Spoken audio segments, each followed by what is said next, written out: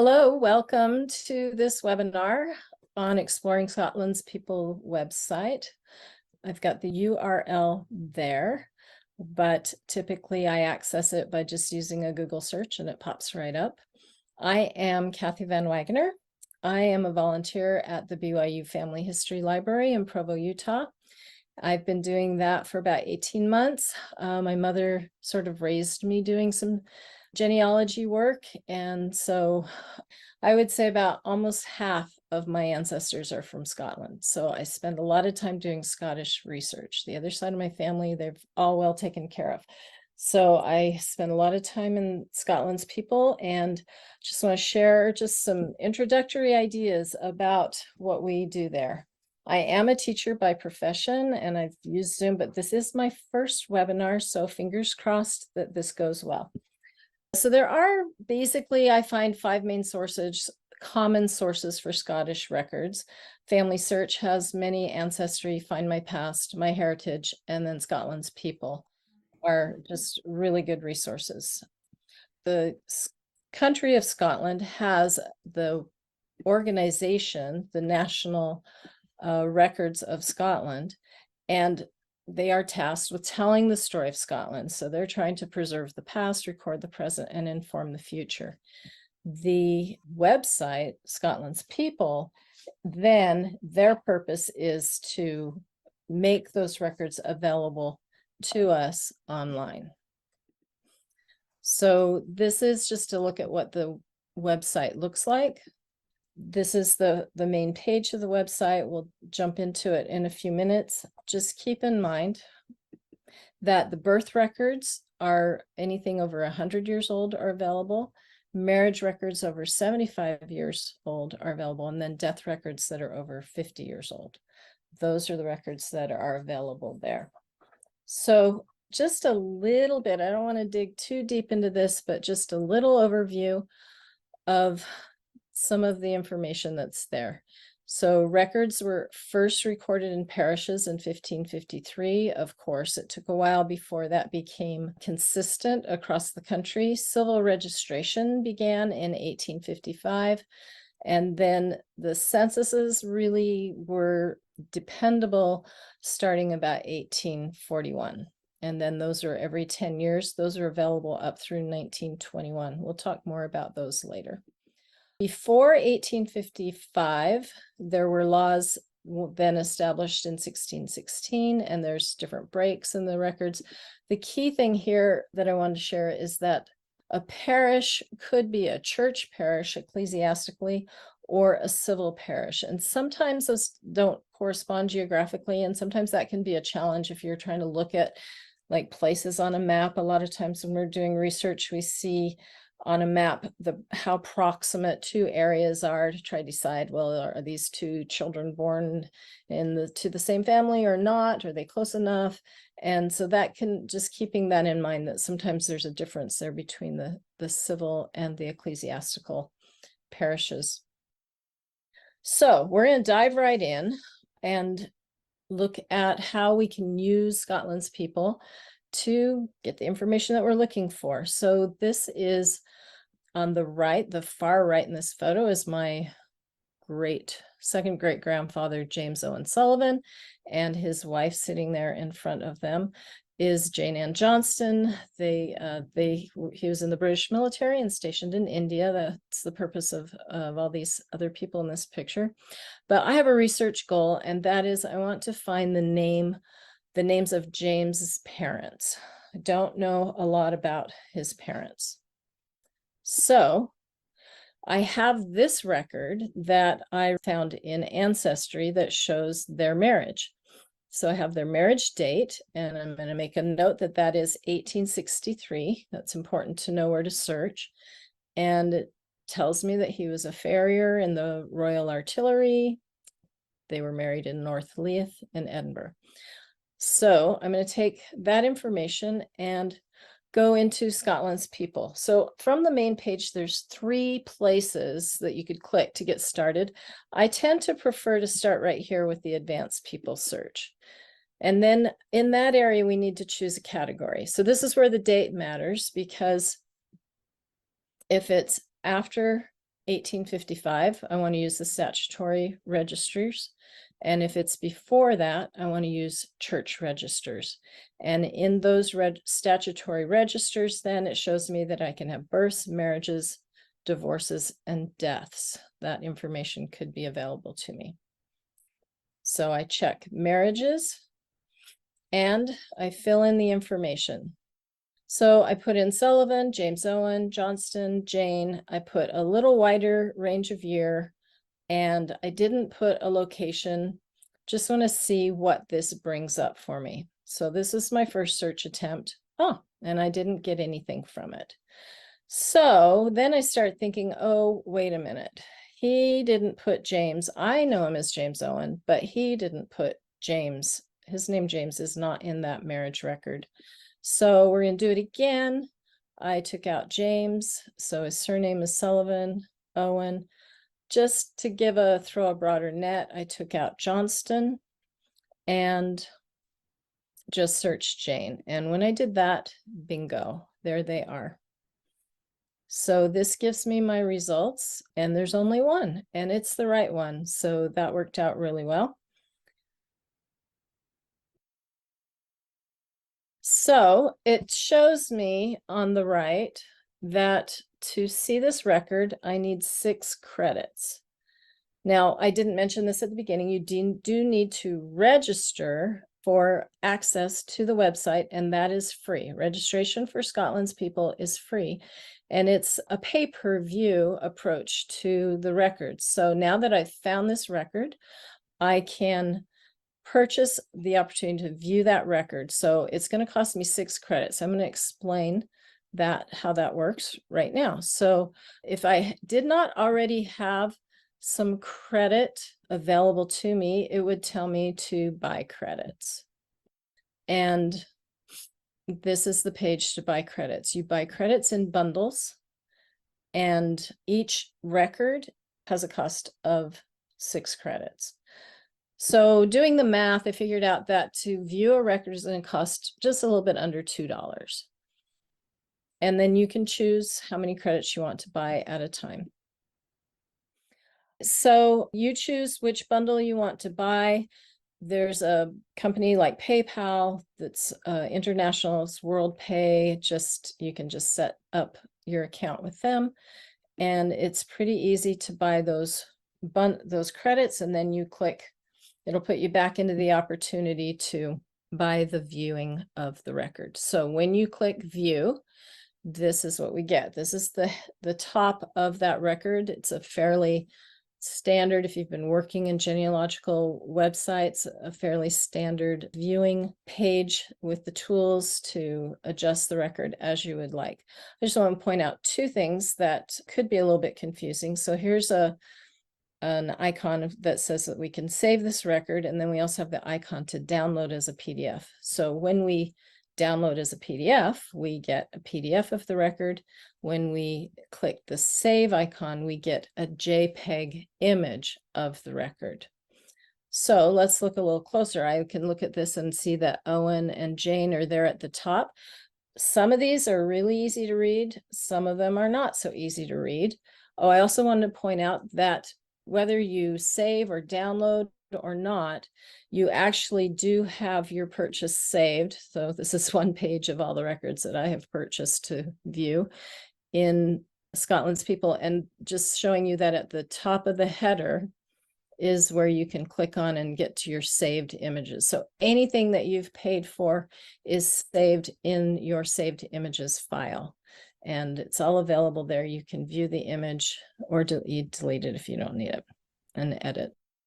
So let's take a look. This is the full page of the record that I've received. And like I said, these can be more difficult to read sometimes or easier to read, just depending on a lot of things. So I'm going to zoom in a little bit and let's see what we get. So it tells me 1863 on the 18th day of February, that matches the military record, at the church in New Haven, Edinburgh, that they were married to the forms of the Church of Scotland and then signed by Owen Sullivan. who is a shoeing smith with the Royal Artillery, RA, a bachelor, 29 years old, and signed by Jane Johnston. She was a laundress and 22 years old. So this is looking good pretty soon, so far.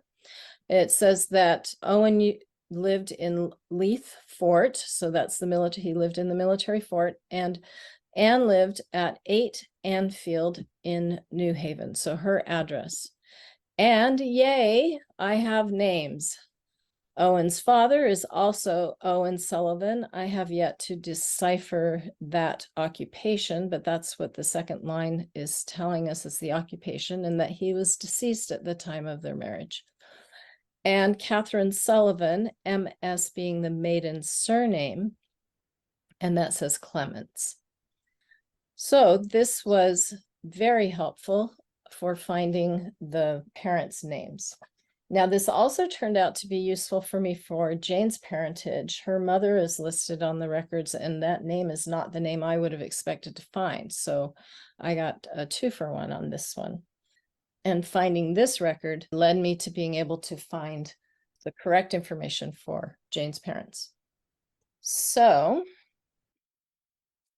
as usual, I go down rabbit holes and take side trips. And so as a little tangent, I went to Google Maps and I looked up 8 Anfield Street, and it's quite possible this is the building that Anne grew up in. Someone who's a little bit more familiar with Scotland could maybe tell me how realistic that is, but I had to go look up addresses. I always have to look up addresses. So that is one example of how I've used Scotland's people to get information that I need. Here is a second example. We're going to use birth records. So in Family Search, I have these parents and I have these 10 children. And actually, before I really did this search the first time, there were more than 10 children listed in this family. And so I was trying to confirm who belongs to this family. So back into Scotland's people. And this time, I'll look at the birth dates, 1828 to 1851. So these are all before 1855. I thought that was very nice of them to all have their children before the transition of the records. That made it easier for me. And so now I'm going to use the church registers. And again, in the church registers, it shows that we can have births and baptisms, banns and marriages, deaths and burials, and there's an other events. So we're clicking on births and baptisms.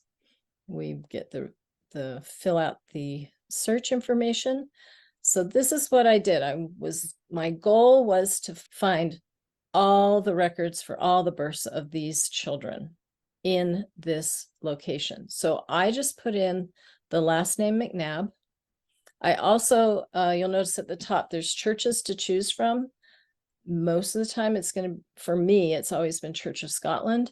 But if I don't find anything with Church of Scotland, I'll pop back in here and try the Roman Catholic Church and then the other churches. So those would be 3 separate searches. Also, when you're putting in names, you have some search options for names. So I like the fuzzy matching approach. So there's lots of great tools here to help us in our searching. So I put in a range of years that would cover all the years that those children were born. And then I just put in the parish that I would expect that would be in, and that's Kildalton. And I did a search and I got 63 results. So probably don't need all of those. And as I look at them, I can see, well, there's, so on the far left is the name in those results. That's the name of the child. And then it has the parents' name. So there's Robert and John, and there's an Andrew, but then Andrew's married to Mary, and I'm looking for Andrew married to Janet. And I also can organize this so the birth dates are chronological. So if you click up here at the top, it'll click on any of the headers, it will sort that header. Notice also, just as an interest, I did not have credits at the time I did this. So this is what it looks like if you haven't bought any credits yet. Then I needed to filter this a little bit. So I just put in Andrew to filter this. And then this is just a snippet from the results that I got, but it did reduce it down quite a bit in its results. And I ended up with 15 results, and this is just part of them. So I have Andrew and Jesse, which Jesse happens to be a nickname for Janet. And there's Alexander, and I have Duncan, and I have John, and I have this Peter. Let's see, the wife is Mary, so that's not my Peter, but Flora and James has 2 records and Janet has 2 records. Anyway, through this process, I was able to confirm 8 of those 10 children. And then I used other methods to confirm. I was able to confirm through census records and others that Charles and Isabel are also part of this family.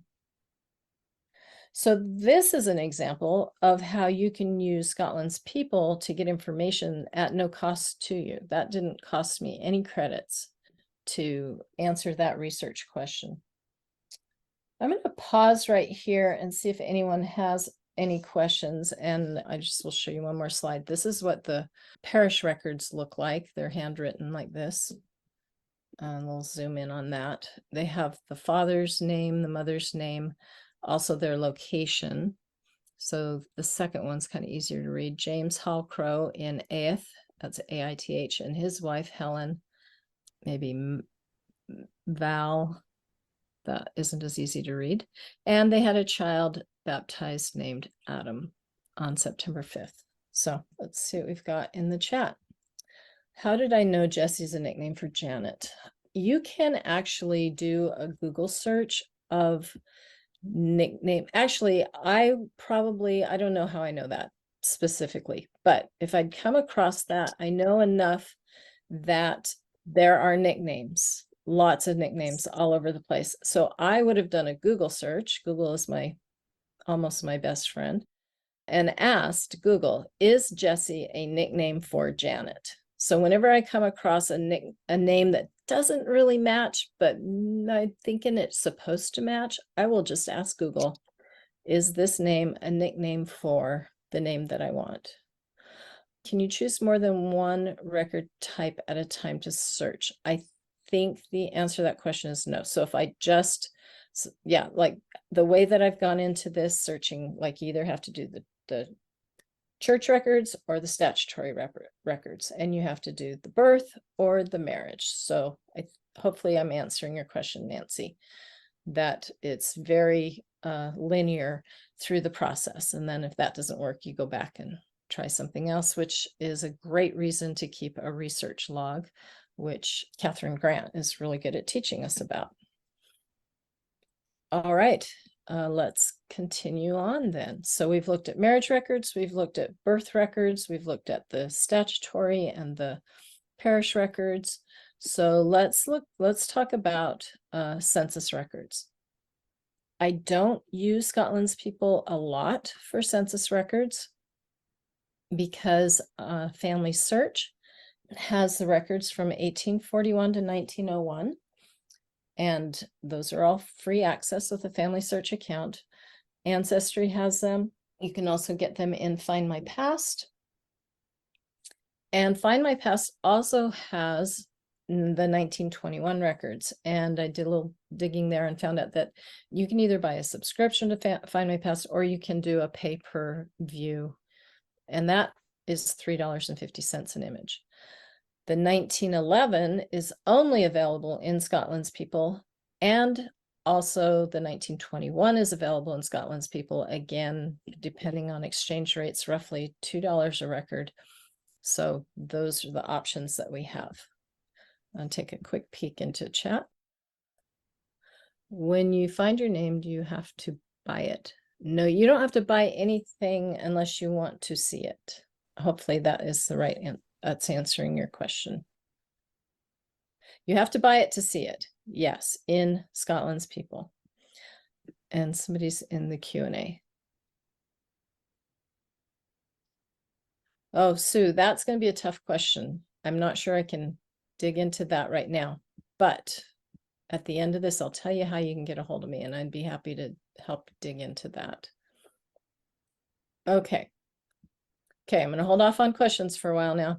So again, I first, unless I specifically want to see the 1911 or the 1921 censuses, I'm first going to turn to Family Search. I also have an Ancestry account. And so those will generally be my resources for census records.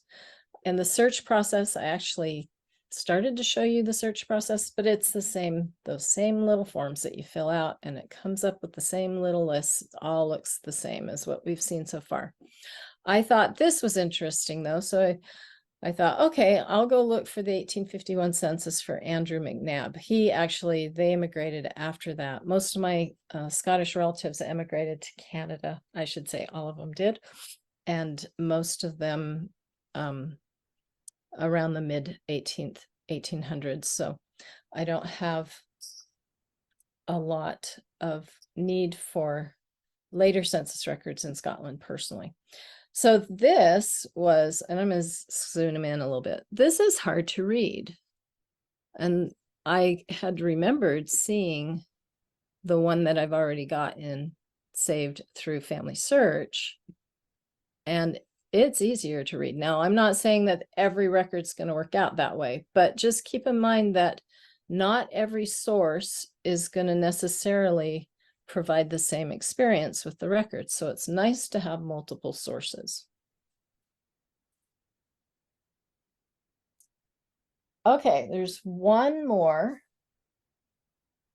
resource that we're going to dig into a little bit, and that is the Kirk session records. Kirk means church in Scotland, and these are records, minutes kept of local church courts in the parishes where the pastor and the elders met together, and they brought people in who had committed offenses such as drunkenness and swearing and breaking the Sabbath and quarreling and sexual misdemeanors. And in these records, you can also find proclamations of marriages, communion rolls, and they keep an accounting of the poor relief that they do. So if you'll remember at our marriage record, when I said, oh, this is a different name for Jane Johnson, Margaret Johnson, that was a little mystery that sent me on a quest. And it turned out that my research, or rather the answer to my quest, was in the Kirk session records. So let's take a look at searching those. So instead of doing people search, we're going to go over to what's called virtual volumes. And this has many records, including the Kirk sessions. They also have, well, we'll go see. So in the virtual volumes, you can search by the whatever volume that's in, if you happen to have that information, or if you are searching a specific creator of this record. But I'm going to go with a place search here. So I know that Jane lived in Sandwich. This is a parish in the Shetland Islands. And so I'm just going to put in Sandwich as the place. Now also note, I just like this page because it's just a good example of how helpful Scotland's People's website is. On the right, you can have tips and you can turn them off if you don't want them, searching tips, and how to do place searches. It tells you there's A to Z list of places. There's instructions on how to search by place. And then on the left, it also tells you how to search by place, and you can browse a list of A to Z places. Also, how to use the virtual volumes. Everything you need to know is going to be in that website to help guide you through the process.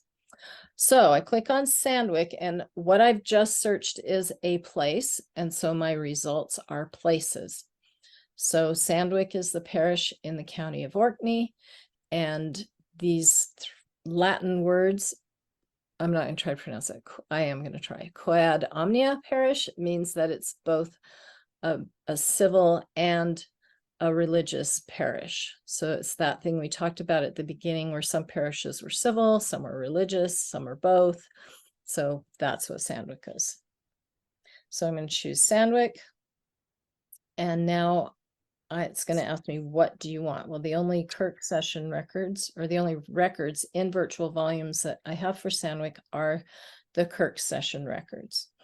It also lists other records found for Sandwick that are not in the virtual volumes. They were in the people search, or there's a places search or other search options, including the census records, the marriages, the statutory registers, and the church registers. So let's go Kirk session. And it tells me that this Kirk session was, gives me a little history about the parish and when they were held, and then what years the minutes are available for. Now, if I happen to know that the minutes that I'm looking for are actually in 1840, and I actually was able to access those minutes from having a friend in Sandwick. So I wasn't able to access them through Scotland's People, but I'm going to show you them as an example of what's possible. But I do know that other minutes exist, and I can ask Scotland's People to add those minutes to the website. So that's a really nice thing. You can ask the National Records of Scotland to add more records. Now, these records are not indexed. So I'm going to click on that minutes. And this is a cool thing. I actually am going to see the records, and I don't have to pay to be able to view them. So that's a little different. If I want to print out, save a copy of that, you'll notice on the header here, we have no save option, but we have a purchase option. Then there are 2 credits for a page. So they're just a little bit different than the other records that we've been looking at.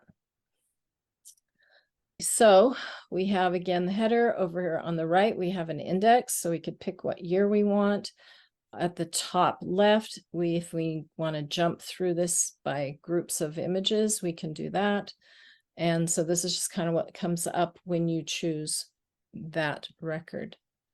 And then this is kind of what it all looks like on the inside. So grab yourself a nice bowl of popcorn and something to drink and a cozy blanket, and you can spend the winter reading Kirk session records. But these can be really, really interesting to add more detail about the life of our ancestors, more information about how they lived. I mean, I think it's interesting just to know that if you swear or don't keep the Sabbath holy, you're going to be called before the elders. That's kind of an interesting tidbit about life in Scotland in the early days.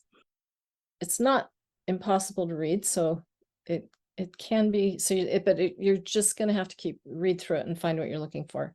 Also, it'll always list who the elders were that met, so you might find your ancestor's name as one of the elders in the church. All right, so here is the information that I was able to get from the Kirk session records. So it started in November 23rd, 1840. They called Margaret Johnson a widow from Stove. She compeered, which means to appear in a court, and she confessed that she was with child. Having been solemnly exhorted to speak the truth and asked who was the father of the child with which she acknowledged herself to be pregnant, she answered, James Johnson, an unmarried man in Cumliwick, that the child was begotten on the 19th or 20th of March, that she went home to his father's house with a shirt which she had made for said James Johnson. So I know that she could have sewn that, but I also know knitting was really big in the Shetlands, so she might have knitted clothing too. And he accompanied her to Stove about 11 o'clock at night, and that he stayed with her a considerable time, left about 2 or 3 in the morning, and he did ask her to say that if his mother should ask, that he had left immediately. He did not come to her house, but took her to an outer house in Stove, and they came, and then several nights, and they had been at her father's house. So the elders delayed further consideration of the case until another meeting. So 6 days later, they brought James Johnson to them, an unmarried man in Cumliwick, who had been given in by Margaret Johnson, the widow in Stove, as the father of her child. They interrogated him as if he had been guilty with Margaret Johnson. He replied that he had not, and he was not the father of her child. He said that he went homeward with her from Cumberland 2 nights, one in the winter, another about Candlemas. And the session agreed that he should appear before them together with Margaret Johnson on the next Sabbath, and they closed their meeting with prayer. So a week later, they called James Johnson Jr. So that tells me, if I didn't know James' father's name, that tells me that his father is probably James Johnson Sr. So they called James and Margaret, who were mentioned in the 2 preceding minutes. And James Johnson now confessed that he had been guilty of the sin of fornication with Margaret Johnson. The session agreed that the confession of the said James be recorded, which is hereby done accordingly. And they delayed taking the parties under church discipline till they should see cause afterwards to do so. And the meeting closed with prayer. So this was extremely helpful in figuring out the whole story between who Jane's mother was. The dates lined up well with the information that I had. And then Margaret disappears after this. I'm of the opinion that she actually either died in childbirth or sometime after that, because the next census record was the next spring, and I just have James and a newborn child listed in the census record. But this definitely answered some questions. So lots of really interesting information in the Kirk session records. Okay, so there are many, many types of records in Scotland's people. Valuation rolls is like property information, ownership of property, such as that. The legal records, including wills and probates. Prison registers. So maybe an ancestor found themselves in prison. They've got all their names listed there, organized by the prison. Lightkeeper registers, poor relief and migration records, maps and plans, photographs and illustrations. Lots and lots of information available. And with all of that information that's available, there is a lot of help and guidance. And there's a link at the top of Scotland's People for help and guidance on the top of the main webpage, or many of the pages. So there's guidance on records and research. If you need technical help, frequently asked questions, if you just want to explore the site, an overview of all the records. So that list that I just went through, there's an explanation of what all of those are. And you can even visit the Scotland People Centre in Scotland, and I'll tell you how to do that. If you click on the guidance about records and research right there, this is what comes up, and there's lists of more specific things. You can search the guides. There's a how to do family history research, and that will walk you through all the different records and what you can look for in those records. So there is a lot of information available to you. Does anyone have questions again? Let me just hold right there for a minute and see if there are any other questions. Did you see the question, Kathy, and Yeah, the Q&A question question. answer? So if there's just a mother came to the colonies with the children and no maiden name, that's a challenging question. I would do more searches on the children and just see if you can find records.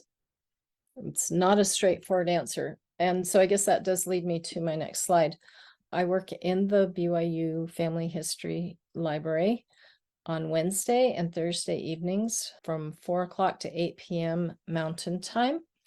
And we have a virtual family history help desk. If you go to the same website that you've come to here and find the link on the right that says virtual family history help, it'll bring you to this page with the purple picture, and there's a link or click on that picture and it will connect you with our help desk. Or it just opens up a Zoom room and you can just ask for me or anyone else. You can come other times and ask for people who can help with Scottish research, and we'll sit down with you and take a look at what you've got.